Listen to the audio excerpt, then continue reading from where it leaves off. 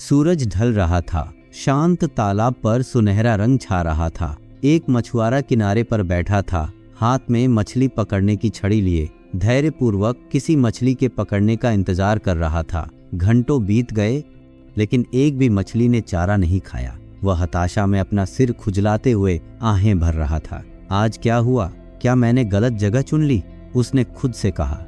वह पानी पर झुका, उसकी गहराई में झांका। उसे आश्चर्य हुआ। उसने देखा कि दर्जनों मछलियां उसके हुक के चारों ओर तैर रही थीं। वे शान से दौड़ रही थीं। उनके चांदी जैसे शरीर फीके प्रकाश में चमक रहे थे। कितना अजीब है, इतनी सारी मछलियां, फिर भी कोई नहीं काट रही। यहाँ क्या हो रहा है? उसने जोर से आश्चर्य जताया।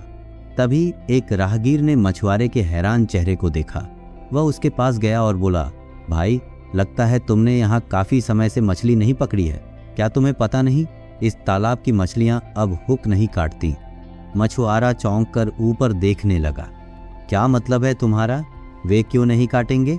राहगीर ने जानबूझकर मुस्कुराया। कुछ दिन पहले एक संत इस तालाब के पास रुके थे। उन्होंने मौन की शक्ति पर एक प्रवचन दिया। उनके शब्द इतने गहरे थे कि मछलियां भी ध्यान से सुनती थीं। तब से जब भी कोई हुक डालता है तो मछलियां चुप रहती हैं। अगर वे अपना मुंह नहीं खोलेंगी तो वे कैसे पहुंच सकती हैं? मछुआरा दंग रह गया। एक संत, मौन, यह किस तरह का जादू है? राहगीर ने हौंसते हुए कहा, यह जादू नहीं है भाई, यह ज्ञान है। मछली ने मौन का मूल्य सीखा है। शायद आपको कहीं और मछली पकड़ने की कोशिश करनी चाहिए। मछुआरा गहरी सोच में डूबा हुआ वापस बैठ गया। उसने ऐसी बात कभी नहीं सुनी थी। मछली मौन की शक्ति सीख रही है? यह बेतुका लग रहा था, फिर भी सबूत उसकी आंखों के सामने था। उसने अपना सामान पैक किया और अगले दिन इस अजीबोगरीब घटना को देखने के लिए वापस आने का फैसला किया। अगली सुबह मछुआरा तालाब पर वापस लौटा, मछली पकड़ने नहीं बल्कि सुनने के लिए। वह चुपचाप बैठा रहा, पानी को देखता रहा। जल्द ही एक लंबी सफेद दाढ़ी वाला बूढ़ा आदमी उसके पास आया। यह वही संत था जिसका जिक्र राहगीर ने किया था। संत तालाब के किनारे बैठ गया, अपनी आंखें बंद कर ली और बोलना शुरू कर दिया। उसकी आवाज शांत और शक्तिशाली थी, जो पानी के पार तक पहुंच रही थी। मौन सबसे बड़ा शिक्षक है, उसने कहा। यह मौन ही है जिससे हमें स्पष्टता, शांति और शक्ति मिलती है। यहाँ तक कि इस तालाब की मछलियों ने भी यह सबक सीखा है। मछुआरे ने ध्यान से सुना। संत ने आगे कहा, भगवान ने हमें 2 आंखें, 2 कान, 2 नथुने दिए हैं, लेकिन केवल एक जीभ दी है। क्या आप जानते हैं क्यों? क्योंकि जीभ हालांकि छोटी है, अनगिनत परेशानियां पैदा कर सकती है। गुस्से में बोला गया एक भी शब्द रिश्तों को नष्ट कर सकता है, प्रतिष्ठा को धूमिल कर सकता है और कलह पैदा कर सकता है। लेकिन मौन सुरक्षा करता है, उपचार करता है और शक्ति देता है।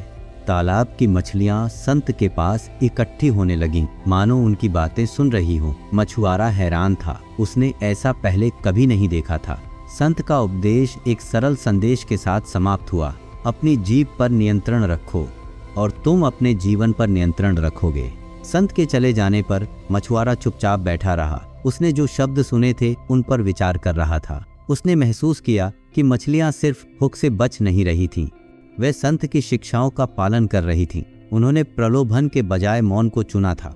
संत के शब्दों से प्रेरित होकर मछुआरे ने अपने तौर तरीके बदलने का फैसला किया। वह घर लौटा और अपने परिवार के साथ कहानी साझा की। अब से उसने घोषणा की, मैं कम बोलूंगा और ज्यादा सुनूंगा। मैं अपने शब्दों को सावधानी से चुनूंगा और अनावश्यक बहस से बचूंगा।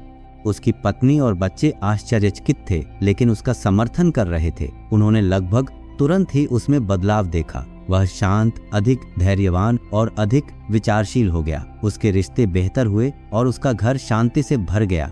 एक दिन एक पड़ोसी उसके पास आया, जो जमीन के विवाद को लेकर नाराज था। बहस करने के बजाय मछुआरे ने चुपचाप सुना।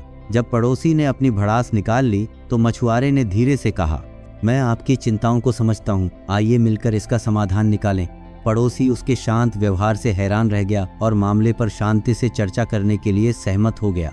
मछुआरे को मौन और संयमित भाषण की शक्ति का एहसास हुआ। वह देखने लगा कि उसके शब्द या उनकी कमी उसके आसपास के लोगों को कैसे प्रभावित कर सकते हैं। तालाब की रहस्यमयी मछली के बारे में जानने की उत्सुकता में मछुआरे ने आगे की जांच करने का फैसला किया। उसने तालाब का निरीक्षण करते हुए कई दिन बिताए। मछलियों को अपने मुंह कसकर बंद करके शान से तैरते हुए देखा। उसने देखा कि जब दूसरे मछुआरे अपने हुक डालते हैं तब भी मछलियां चुप रहती हैं।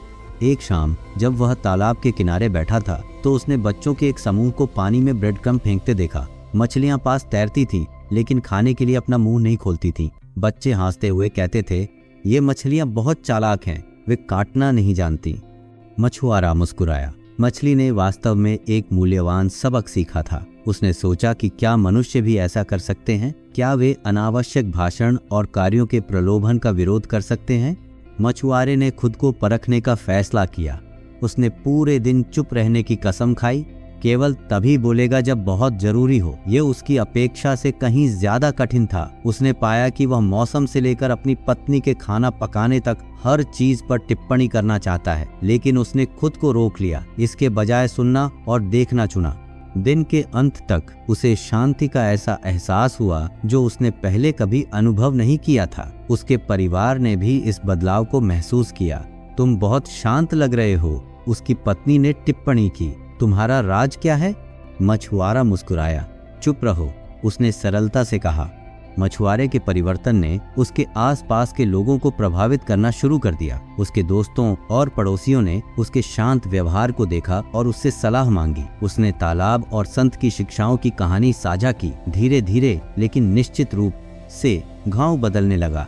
बहस कम हो गई और लोग शांति से संघर्षों को हल करने लगे। मछुआरे का तालाब ज्ञान और आत्म नियंत्रण का प्रतीक बन गया। दूर दूर से आगंतुक शांत मछलियों को देखने और उनके उदाहरण से सीखने के लिए आते थे।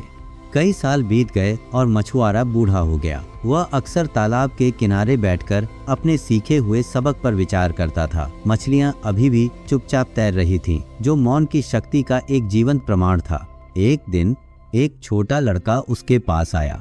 दादाजी, लड़के ने पूछा, मछलियां हुक क्यों नहीं काटती? मछुआरा मुस्कुराया, क्योंकि उन्होंने मौन का मूल्य सीख लिया है मेरे बच्चे, और हमें भी ऐसा ही करना चाहिए। मछुआरे की कहानी दूर दूर तक फैल गई। तालाब तीर्थस्थल बन गया, जहां लोग मौन और आत्मनियंत्रण की कला सीखने आते थे। संत की शिक्षाएं न केवल मछलियों में, बल्कि वहां आने वाले सभी लोगों के दिलों में भी जीवित रहीं। मछुआरे के अपने परिवार के लिए अंतिम शब्द सरल थे। याद रखें, मौन कमजोरी नहीं है, यह ताकत है। अपनी जीभ पर नियंत्रण रखें और आप अपने भाग्य को नियंत्रित कर सकते हैं। अगर आपको कहानी पसंद आई तो और भी कहानियों के लिए चैनल को सब्सक्राइब करें।